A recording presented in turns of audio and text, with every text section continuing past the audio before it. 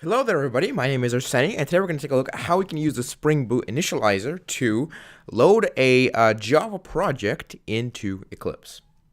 So, it's actually very simple. We just have to start off by going to start.spring.io. There we go. Now we're going to enter our Maven. First of all, we can actually choose to generate a Maven or Gradle project. We're going to use Maven project. Then we can use Java, Kotlin, or Groovy. Spring has support for all three. We're going to use Java. And then we can actually select the version of Spring Boot. Let's use 2.0. All right, now we can insert the artifact coordinates. Here we're going to insert the group. So, for example, we can do com.mycompany. There we go. And then for artifact, we can do something like, I don't know, my application. There we go. As for dependencies, we can insert any dependency we want. Let's do web. What else? Web dev tool. Whoops. Web dev tools. There we go. And yeah, I think that's all. And now let's go and do. We can actually switch to the full version, and this will give us a lot more info options for configuring our project. Let's switch back to the simple version.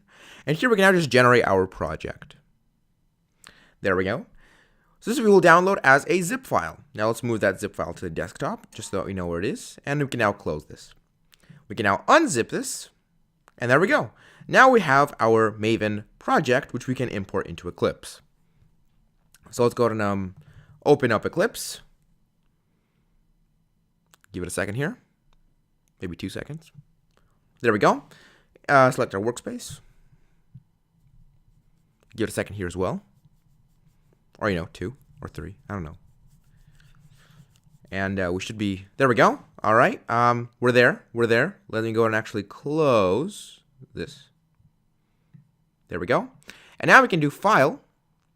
Open Projects from File System. There we go. Select Directory. And you can see here how we have My Application. So this is the application that we actually downloaded. So this is the desktop. Let's open that. And Eclipse will now understand that this is actually a Maven project and give it all the necessary Maven configuration. And now we can finish. And we see, not in a console, in the Project Explorer, our My Application project right here. There we go. Now, if we were to do Maven, update project, it's going to go and update it, and then that will just... Let's give it a second here.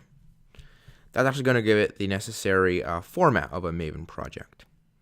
So we're going to give it a second here to actually do everything it needs. Odd that it's taking so long because I already have all these Maven dependencies loaded up on my system. Oh, well, because I'm using Spring Boot 2.0, so that's understandable. All right, let me go and skip to where this is done. All right, there we go. It's done, and you can see now how we have the standard Maven project layout. So we have our src main Java, and so on and so on. And we can now run our Spring Boot application by simply doing my application, run as Spring Boot app. Well, actually, no, we need to run it as a Java application, but in this case, we just run it as I have Spring DevTools installed, so I accidentally did Spring Boot app, but you can run it as a Java application. The result will be the exact same. And there we go. As you can see, it started our application. And we have successfully utilized the Spring Initializer to create and load an application into our IDE, which we can then run. And now we can actually develop the next billion-dollar website.